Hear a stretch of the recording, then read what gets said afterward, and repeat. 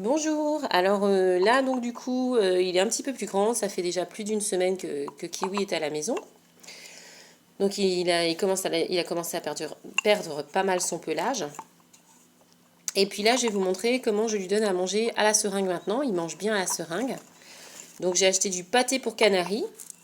Cette préparation là je la prépare avec de l'eau et je lui donne ça dans une seringue de gavage que j'ai trouvée à la pharmacie, à savoir que les embouts de seringue de gavage sont très gros et que ça fait peu de temps qu'il arrive bien à le manger. Donc j'ai parfois fait l'intermédiaire avec une seringue plus petite, avec d'autres méthodes que je vous montrerai si ça vous intéresse.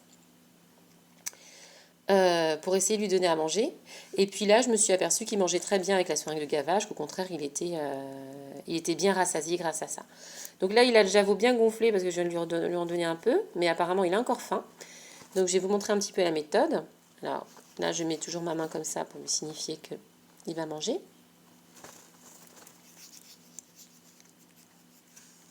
Tiens, Kiwi.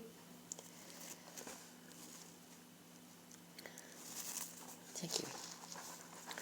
Alors je vais tourner. Viens par là. Viens par ici. Mets ton petit bec. Hop, mets le bec.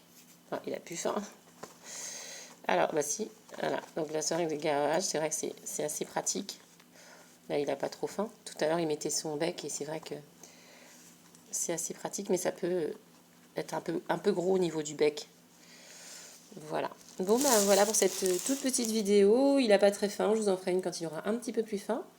Et puis, ben,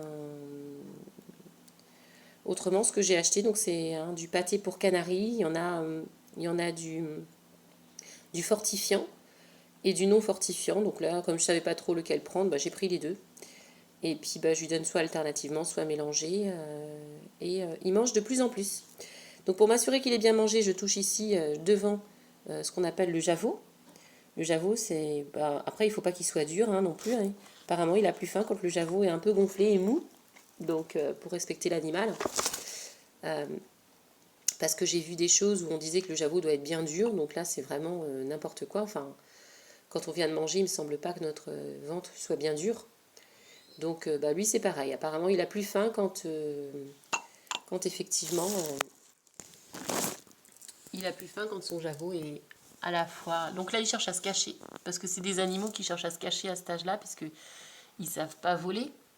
Donc leur instinct, quand je le dépose par exemple dans l'herbe, il va tout de suite dans un buisson, en fait il se cache, et c'est comme ça qu'il...